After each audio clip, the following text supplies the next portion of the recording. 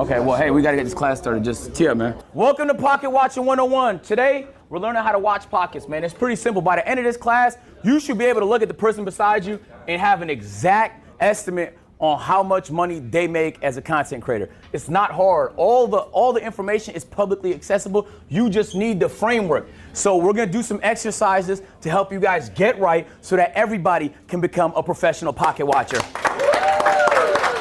Okay? I'm gonna give you an example of a rough month I had where I lost a lot of money and then a good month I had where I made a lot of money, just to give you an idea of what my pockets look like so you could better watch other people's pockets, okay? Only reason I'm really showing this is because, like, as you make more money, there's some people that actually just pocket the difference, but I'm a content creator. I've been a content creator since I was 12. I like to be able to do cool shit. So you don't get a chance to do that unless you start generating real revenue. In the months where I generate more revenue, I do cooler shit. In the months where it's a little bit slower, I had to slow it down. It's a business at the end of the day. You can't run out of money, otherwise you had to sell your house. If there's a company I like, I DM them. I DM'd Cinnabon 4 days ago. I DM'd Popeyes last month. I did a deal with them last week. So I just reach out. So this was a rough month for me, January, in terms of revenue. Chat, you know this. We had the weight loss marathon this month. It was expensive, bro. The house rental alone was $80,000. It was another $80,000 on top of the rest of the expenses just for that marathon. I had to lose 25 pounds in 10 days. I gained all the weight back. But it was great content though.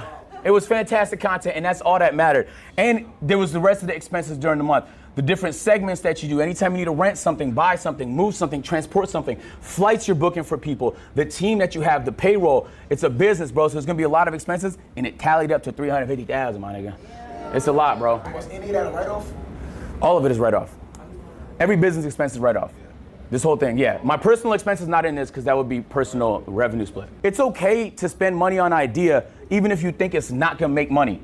The reason why this was such a loser for us in terms of profit was because January has notoriously bad ads. And we didn't anticipate it was gonna be that bad. If we do this in December, the weight loss marathon would have been very profitable.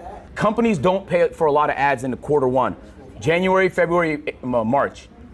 So what you wanna do is, so it's like you're still gonna make content. You're not gonna not make content in those months, but I didn't realize how big of a difference it was gonna be. And at the time, I think some niggas pull ads from Twitch. It was just a bad time for ads. And so I lost maybe like $100,000 on that. And I wasn't able to make the money back in the rest of the month, which is okay because I was happy with the content though. That's what I'm saying. That's the whole point of today's lesson is like, yo, it's cool to lose money as long as you're happy with the content, because there's gonna be other ideas you have that make money that's not that high lift, that's not that high production. This is what the revenue looked like for January on Twitch. You could tell it's a marathon because I had 300-hour stream. I really want y'all to focus in on this though. This is why I'm saying ads are really underrated. Hey, listen. Do you see this purple section here? Those are ads. If I remove the ads, my budget is eviscerated. So I'm saying it's underrated because it's the main way I get to do cool stuff. It also helps convert subscribers because niggas want to subscribe if there's lots of ads, but I wouldn't recommend that because the main priority for small streamers is discovery. As you grow, I would recommend it more and more. But I really, truly believe it, bro. Like without ads, and you can see this split here, I pulled it up on purpose. Like on an average day in January, this is a marathon, so I was live the whole day. Keep in mind, there's ads playing the entire day, $4,000. And that's a bad day. Because if this was done in December, that's gonna be 20,000, 25,000.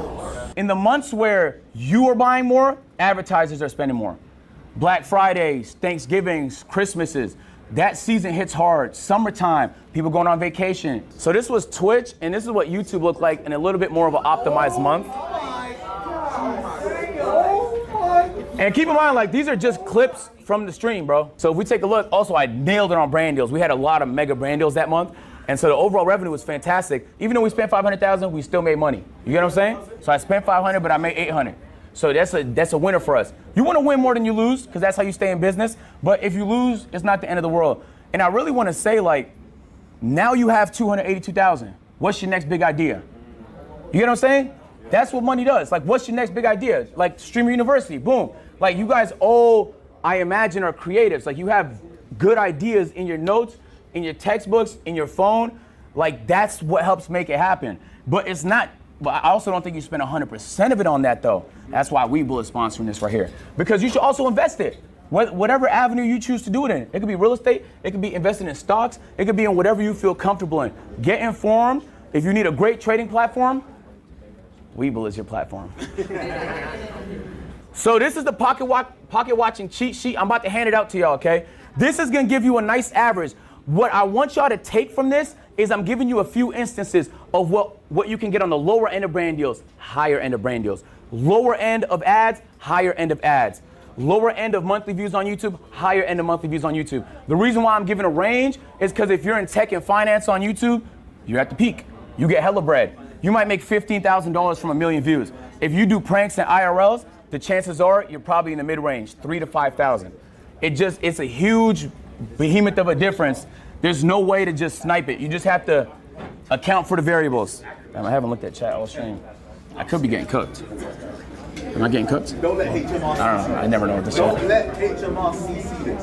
Oh, what chat saying? Yeah. They're just freaking out at how much money you made and how much money you spent. I know. I tell y'all niggas, like, y'all niggas think I'm Mr. Beast, but I did that try and put as much back into it as I can. Every once in a while, I get myself fried, you know?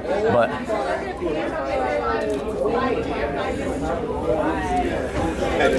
depends on RPM. You're right, but the RPM is the range. That's what I'm talking about. You know, finance niggas get a higher one, prank niggas get a lower one. So I want y'all to take a look at this cheat sheet. What you need to understand about pocket watching is that it's all variable. You'll make, hold on, quiet down. You'll make more money in September than you will in February. It's true. So but that has to be accounted. Maybe you had a peak month. You can't say a nigga makes that every month. Maybe you had a bad month. You can't say a nigga makes that every month. It's impossible. So you have to account for all the variables. There's a lot. What ad rate they run, right? Even the length of their YouTube videos, because you could fit more ads in a longer YouTube video. That's why a lot of people run them VOD channels, because it's an 8-hour video, bro. You could span that bitch with ads. Like, there's so many variables that this should give you a baseline. If you see a nigga with 2,000 live viewers and you looking at his streaming, like he's probably running about half ads, you can calculate them, watch for an hour, see how much ads he's running. You can find out exactly how much that nigga makes. All right, man, now it's y'all turn to try, right? Let's give it a shot before I do it myself. Get in groups of 2, pocket watch. So all of that to say, it's just a formula. You have the cheat sheet. Just pace it. If there's a nigga getting 2,000 concurrent viewers, the metric is there for 1,000. Scale it up. Do a little bit of quick math, man. I think there's a lot of money in content. AJ, Yeah. I just pocket watched Talio, and I'll tell you guys how. Tell me how much you made. So Talio has a secret TikTok account. So that TikTok account, Talio posts 6 times a day. Damn. 1 minute long? He makes from that in a month. He makes $134,400 in 1 month off TikTok. He has Snapchat. He posts 23 times a day because he likes LeBron. So when he goes to Twitter, he makes $35,000 a month. And then from Twitch, that makes $240K a month. I love that initiative. Let's clap it up for him. No cap though. Deadass, that's how easy it is. Like, you kind of have a lot of what I do is based on like what I'm hearing, and even what I'm making, I can base it off of that. But you have the knowledge now, like you can pocket watch whoever you want to. I also want to say, like, there's a lot of money in content now, and that's a lot of the reason why people are getting into content. Those are frauds, okay? A lot of you people here, the reason why you got here is because you genuinely enjoy creating content, that you're a creative, and that you want to see your ideas become reality. And so don't lose sight of the creative aspect because you're too busy chasing money, but don't lose sight of the money because you're too busy trying to be creative. At the end of the day, it's hand in hand. Your ability to do both is your ability to operate and execute. Most dudes, before we head out, first thing you gotta do is bet on yourself. If you're afraid to do the idea because you think it might backfire, you don't believe in yourself. That doesn't mean take dumb risks, all right? Some of my risks, as I showed you, did not pay off financially, but it paid off for me. It fulfilled me as a content creator. So once you start to generate more, work with that. That's your operating budget. Now you have an opportunity to cook a little bit more. Help grow your stream. I think consistency is important. In my 3rd class on Sunday, I'm gonna get more into strategy on how to grow as a streamer and stuff I learned and stuff like that. And I also want it to be cooperative. Like, if there's things other people learn, we're gonna share it as a class so we all learn. But for today, I'm really just focused on the pocket watching aspect. Bet on yourself, bro. If you don't believe in yourself, who the will? Hey, the purpose of this talk was I kind of wanted it to be funny, like packaging wise, pocket watching, but I hope you at least learned like one thing that can help you make a little bit more money, bro. Deadass, I hope you did. Appreciate y'all, man. All right, y'all, class dismissed, man. W chat.